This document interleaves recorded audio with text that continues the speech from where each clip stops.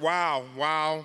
It has been, I've been in the business a long time, and I'm no stranger to hearing my credits read, but to have them read here, where it all began for me, when I didn't know what I wanted to do, when I was quite lost, that is very overwhelmingly moving.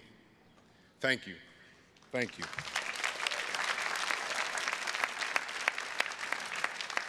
Yes. My parents are no longer with me to enjoy this moment, but my sister from the same mister, my heart, my sister Cecily Vance Pension is with me here today, and I'd like to honor her. Cecily, will you stand up, please?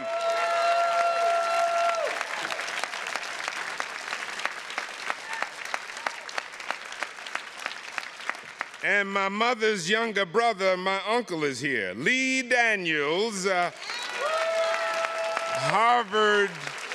Harvard class of 71. Yeah, boy.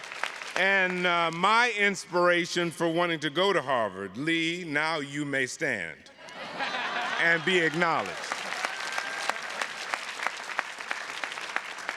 Thank you for that, everyone. Can we acknowledge the minor miracle that we are in the midst of? The weather has cooperated.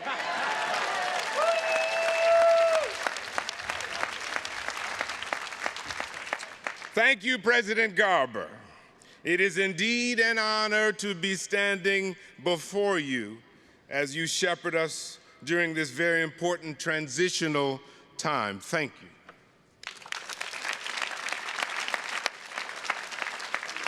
Thank you for that wonderful introduction, Ty Moore.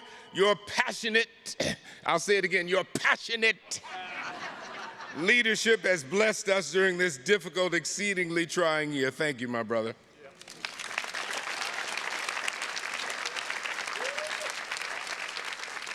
Hello, alumni family. You all look so good. Give yourselves another round of applause. We have made it another year. Go ahead, clap for yourselves. And finally, hello to everyone live streaming with us. Thank you. Welcome. Hello. That is the end of my housekeeping duties. I can't spend any more time telling you how beautiful you are, how happy I am to be here, because I got 20 minutes and I'm gonna get through it. Here we go. Dr. Benjamin Elijah Mays, intellectual father of the civil rights movement and president of Morehouse College for 30 years, said it best. I only have a minute, only 60 seconds in it. Forced upon me, can't refuse it, didn't seek it, didn't choose it, but it's up to me to use it. I must suffer if I lose it, give an account if I abuse it. Just a tiny little minute, but all of eternity is wrapped up in it. Dr. Martin Luther King Jr. speaks to us today, and he says, cowardice asks, is it safe? Expediency asks, is it politic? Vanity asks, is it popular? But conscience asks, is it right? And every now, go on, give it to me, because I'm on a roll. And every now and then there comes a time in all our lives when we must take a position that is neither safe, nor politic, nor popular, but we must take a position because it is right. So here we go. My wife and my children know any excuse I have to come back to Cambridge, I'm there. So this past January, our beloved varsity basketball coach, Coach Tommy Amaker, invited me to be a special guest at his famous breakfast club gathering at the Charles Hotel. I was very excited. I got on a plane, checked into the hotel, went to the event the next morning, and sat down at the head table. And it slowly began to dawn on me that Coach Tommy wanted me to close with prepared remarks to lift up the young men and women. I had no idea what I was going to say. I listened to the other three speakers, and I was at a loss. And then ever so slowly, a topic began to formulate in my mind as it had occurred to me that our country and our Harvard community was in the midst of a major moral, political, ethical, psychological, and historical battle of epic proportions that would eventually envelop our own newly inaugurated president, Claudine Gay. And as I was thinking about all that was happening in the world at that time, and all that happened in the world my generation inherited, I heard my bio being read, my name being called, and I stood up and opened up my mouth. I thanked everyone for inviting me, told them how honored I felt that this African-American boy who grew up poor during the riots in Detroit was standing in front of them, charged with inspiring them to greater heights and deeper depths. And the only thing that came to my mind was my dear friend and colleague Romel Witherspoon saying, "Courtney, remember the 5 B's. Be brief, brother, be brief." So here we go. I began talking to them about noticing the dichotomy between what they are learning in the college classrooms and on the basketball courts and what they see on their various screens. CNN, New York Times, Wall Street Journal, Snapchat, IG, FB, X, whatever else, boo. I said, we are living in a time where things are happening with a quickness on our phones and our tablets. But every 4 years, our voting materials require our signatures to match. Funny, during COVID, cashiers were offering to sign my credit card pages themselves.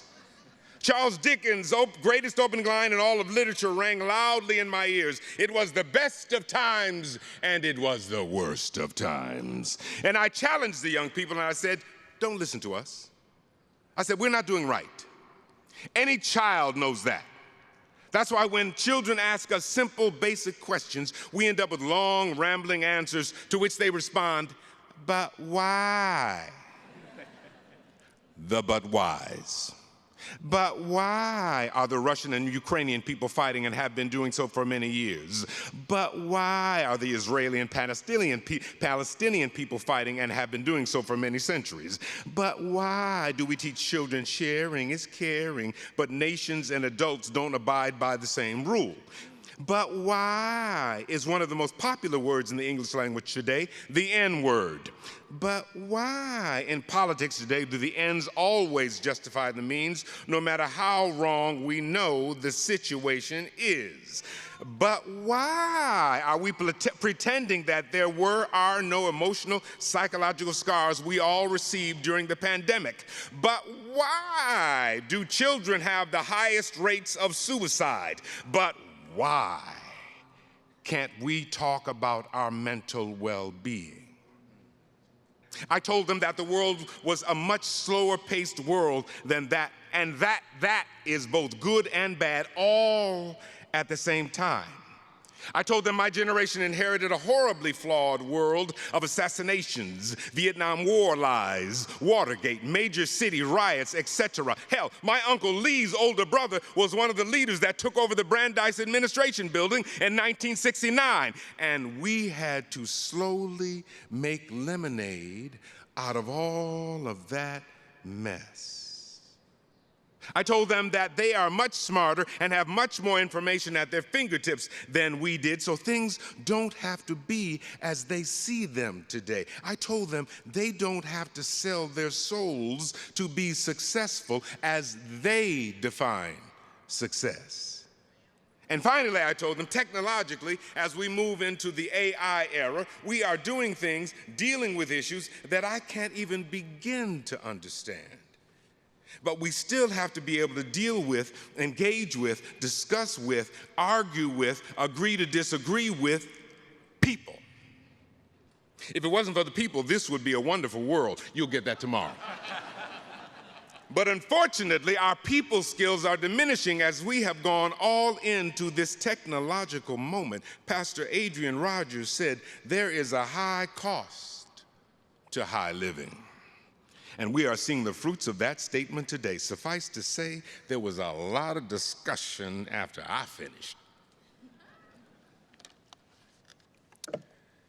This is a very challenging time for all people, but especially our youth. It's almost like by the time we deal with one ridiculous thing, the next crazy, unbelievable thing happens. And we all go around pretending like, hey, I'm cool. No, I'm all right, I got this, you got this, yeah, we got this. And we really don't. No, we really don't. My father died of suicide 35 years ago, prompting myself and my wonderful, amazing co-author, Dr. Robin L. Smith, this past November, as Mr. Ty says, to write a book entitled The Invisible Ache, Black Men Identifying Their Pain and Reclaiming Their Power, Amazon. My father wouldn't take care of what was ailing him. My father wouldn't let us take care of what was ailing him, but my mother did allow us to take care of her. My beautiful wife, Angela Evelyn Bassett, allowed me to bring my mother to our house, and we went down that long, horrific 5-year ALS road to saying goodbye. My mother died of the disease almost 7 years ago. Our family has no regrets. My father's suicide allowed my mother to have us all go into therapy, thereby saving our family. My mother taught us about the transitions in life. She taught us that there are a finite number of everything in this life: breaths, heartbeats, eye blinks, waking up, going to sleep, etc. She taught us that everything and everyone is precious. I don't have time to hate you, and if you hate me, I'm gonna shake the dust off my soles of my shoes and keep going, because I'm called in this life to help, to be of service.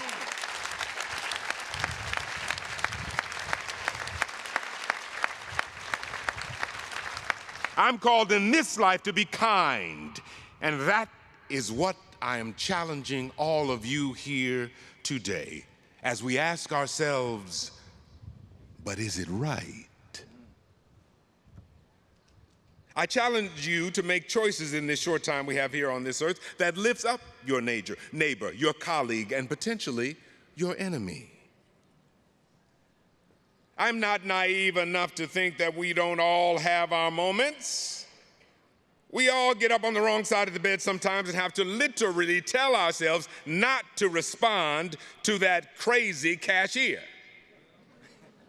We saw our president stand right here with green dust sprinkled on him and not respond. That's power.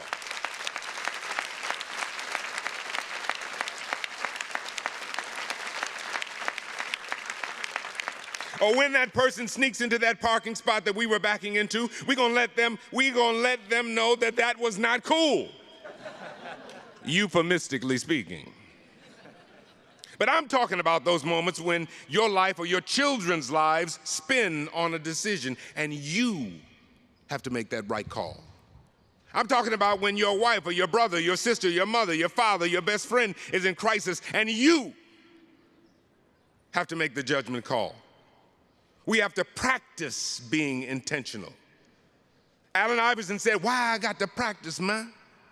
We're not talking about a game, we're just talking about practice, man. We got to practice because, as every athlete knows, as you practice, so you play. John Meacham's towering biography on Abraham Lincoln, "And There Was Light," was in no way a whitewash on the Lincoln legacy. Meacham showed him as a man of his times, for sure. Lincoln saw that the Civil War was a situation in which both the North and the South each saw that God was on their sides. So he realized that whoever won the war, God and they were right. There was no middle ground or rational discussions to be had. Emerita Drew Faust, I see you. As I was listening/reading Audible/Kindle, I realized that I had forgotten, in the midst of the death of 750,000 men and the potential destruction of our country, we had a general election, 1864. The blue and gray soldiers returned respectfully and orderly back to their towns, voted, and went back to fighting for another 5 months. They did what was right. There was no stolen ballot boxes, broken voting machines in the African-American districts, no hanging chads. Lincoln's own party, Republicans at that time, actually asked him to find a compromise with the Southern Democrats to end the war. Lincoln was absolutely alone in his refusal / his decision. He said that their party must respect the people and the system and do what was right.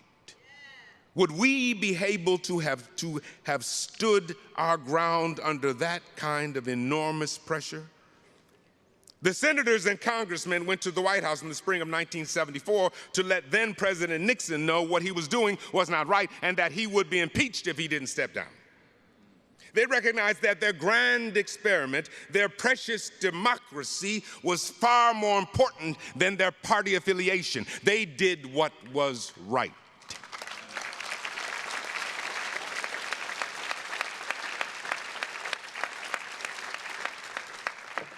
What will it take for us to realize that we are and have been at an inflection point? When will the phrase, "I've seen worse," ring hollow for us?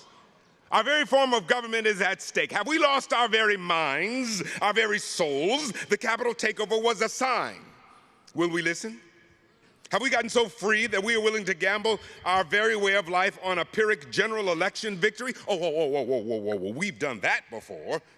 The Republicans in Rutherford B. Hayes struck a deal, and with the compromise of 1877, black people were lynched, burned, butchered, and dragged for the next 80 years. Yes, this is very familiar territory. Only in America can one be convicted on 34 counts and still run for president. The people did what was right in 1864.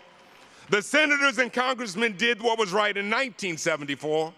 Our time is November 2024. Cowardice asks, is it safe? Expediency asks, is it politic? Vanity asks, is it popular? But conscience asks, is it right? And every now and then there comes a time in all our lives when we must take a position that is neither safe nor politic nor popular, but we must take a position because it is right. Is this that time for us?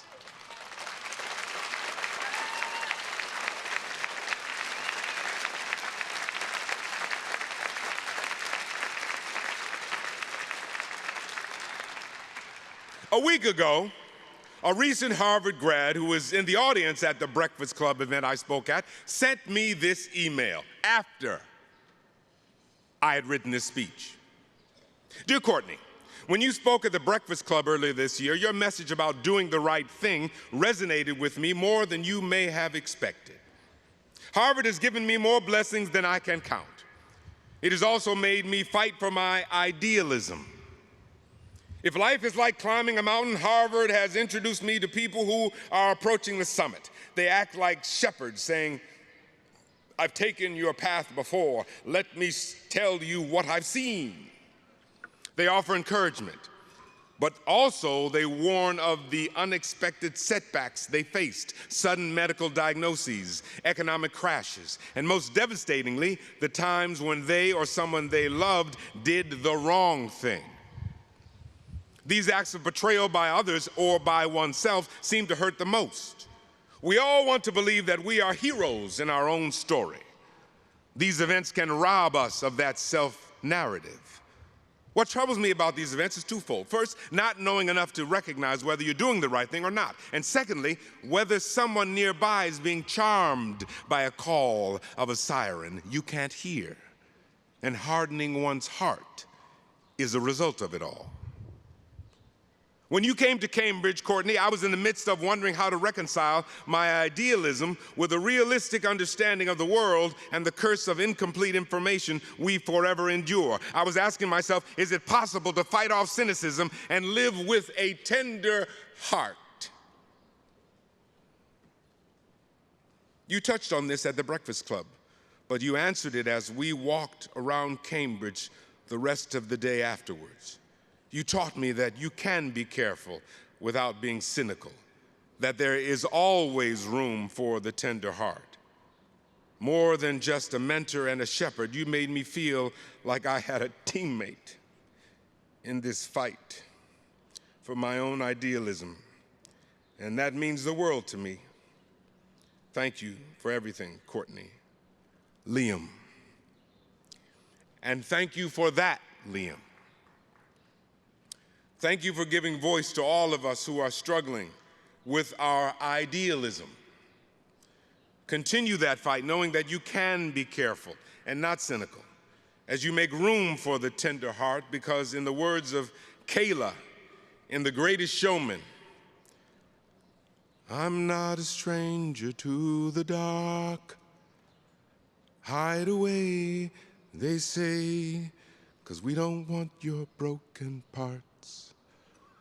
I've learned to be ashamed of all my scars. Run away, they say, no one will love you as you are, but I won't let them break me down to dust. I know that there's a place for us, for we are glorious. When the sharpest words want to cut me down, I'm gonna send a flood, gonna drown them out. I am brave, I am bruised, I am whom I'm meant to be. This is me. Thank you so much for allowing me this time to share. Be kind, be respectful, take care of your tender hearts. Let's try harder to be people of our words. Young people are watching. And remember, whatever you're going through, it has come to pass. It has not come to stay. May God continue to richly bless each and every one of you. Thank you. God bless you.